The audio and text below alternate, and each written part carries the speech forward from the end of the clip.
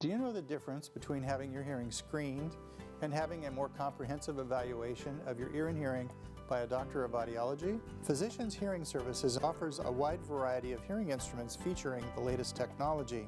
We perform complete hearing testing, all provided by doctoral level audiologists. Our dedicated team will take every measure to ensure utmost quality for ultimate satisfaction. We have been helping Laguna Woods hear better for 20 years. We are located right next door in the Saddleback Memorial Medical Towers.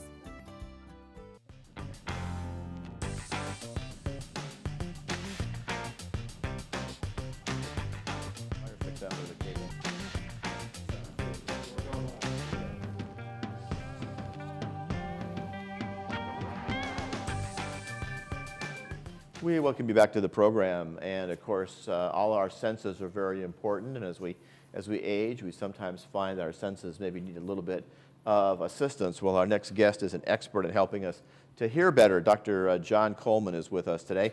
He's got 30 years of experience in the field of audiology, and 20 of those years were at a place, I guess, well known in Hollywood at least, for a place where a lot of the celebrities go to get their hearing squared away, and that's the Hauser Institute. Good to have you on the program today, Dr. Coleman.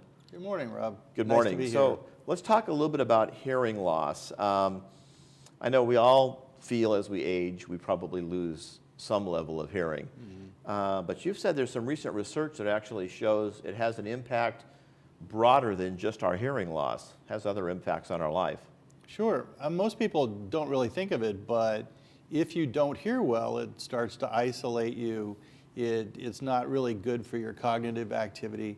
And the more you hear, the more you think, the better your mental capacity is. You know, there's a lot of emphasis now on doing puzzles to exercise the brain. Everybody's doing Sudoku puzzles or crossword puzzles. You know, they're trying to keep that brain exercised and keep it active. Right. And the same thing happens with hearing.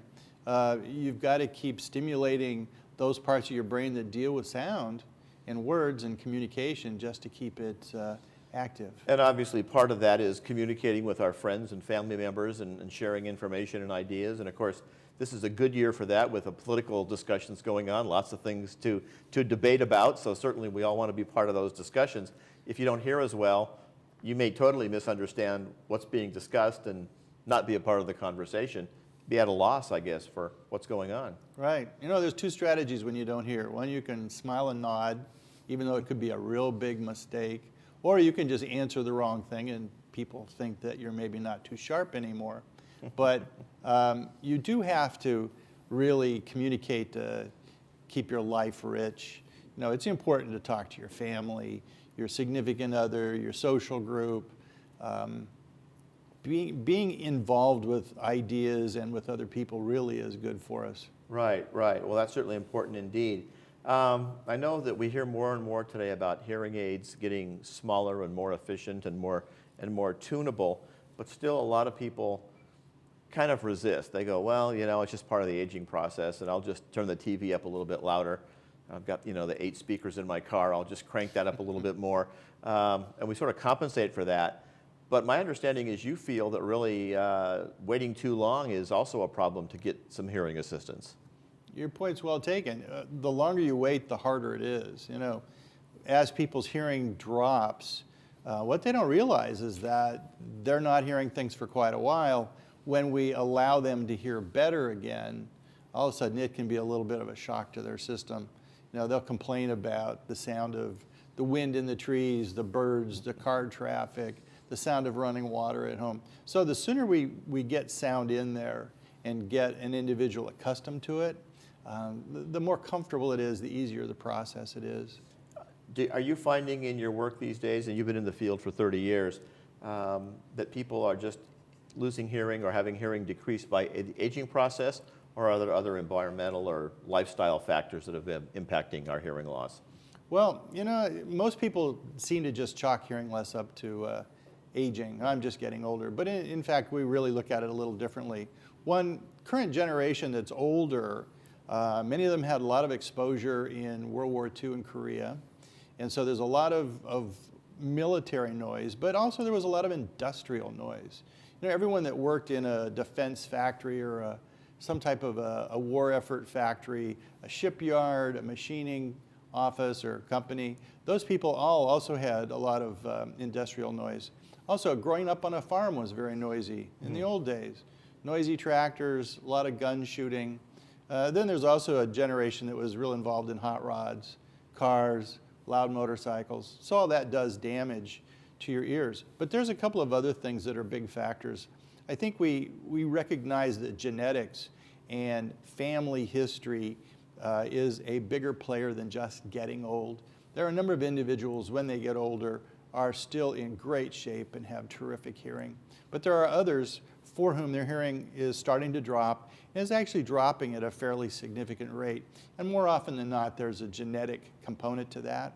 There can be some health-related issues also, things related to good vascular health, exercise, that sort of thing. But there are many reasons that you can have a hearing loss, but once you have it, it's really important that you move forward and take care of it. We mentioned earlier that you had spent some time working at the House Ear Clinic, and obviously they've done a lot of innovative things as far as breakthroughs. We think of the hearing aid as kind of the basic thing, and that's primarily, I guess, what you're dealing with. But there's other, shall we say, a little bit more invasive procedures going on as well. We think of someone like Rush Limbaugh, who actually has some kind of an implanted device.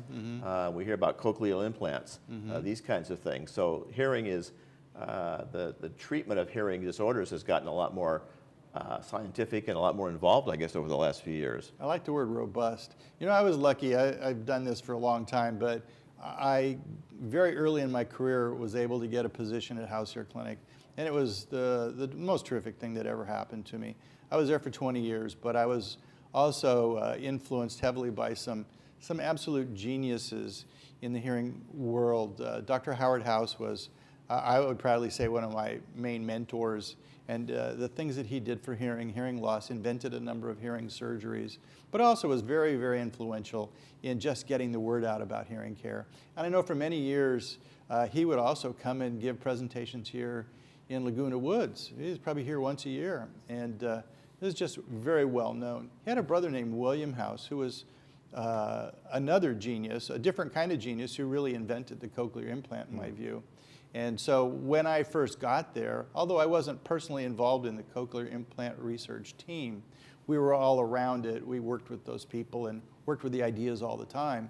And it was fantastic because I saw it go from the very early days of rather primitive technology to the very robust cochlear implants that we've seen. You know, I actually think I've seen a couple of things that would be almost hearing miracles. One, I've seen people able to use the telephone with a cochlear implant. It's not a common occurrence, but it's just amazing that someone could use an electronic device that would just stimulate nerves with electricity and be able to talk on the phone. And the other one was that there was a surgical procedure developed for a certain type of tumor on the hearing nerve that routinely caused the person to lose their hearing. And I was able to see a couple of the very early surgeries where people's hearing was saved and was actually very useful. We had to put a hearing aid on those years afterwards, but those were very remarkable experiences for me. And we've also had a great opportunity to watch the change in hearing amplification. You know, I'm old enough that I did fit lots of older technology. It's called analog hearing aids, and we did a pretty good job for maybe a third, no, let's say 50% of patients, but there was another 50% we really didn't have a whole lot of adjustability in technology. But with the advent of computers and then further miniaturization of computers, hearing aids now are just amazing. If you do get a hearing aid at some point, and if you sit with your audiologist and watch things on the screen, the number of adjustments that we have access to is amazing. Almost like with a high-end electronic system or audio system where you can actually tune the various frequencies. And I guess that was one of the big breakthroughs, was as opposed to amplifying everything. And like you said, the wind noise and the car noise is amplified along with the human voices.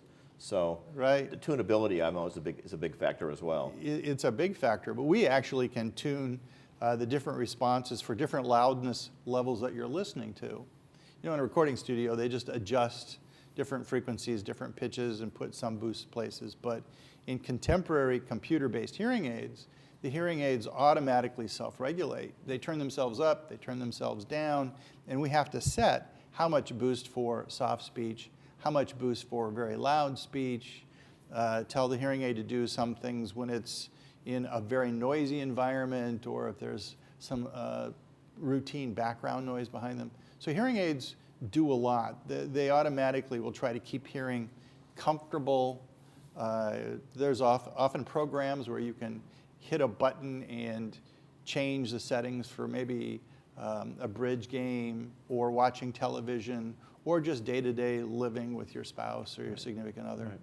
Lots of breakthroughs in that field. If you would like to get your hearing evaluated, you can check in with the folks over there working with Dr. Coleman. And again, the number there on your screen, you can find out more and find out about the experience as well. Lots of interesting things. I know two of our recent presidents wore hearing aids that we knew about, and maybe some of the others that we don't know about are wearing them as well. But I know President Reagan and President Clinton were very public about the fact that they were getting a little help in those areas. Yes. And so it's very important. Thank you for joining us, Doctor. Good to have you with us. My pleasure. Again, if you want to find out more about what's going on about your hearing, give them a call. And we'll be coming right back with more guests as we continue for you on Monday.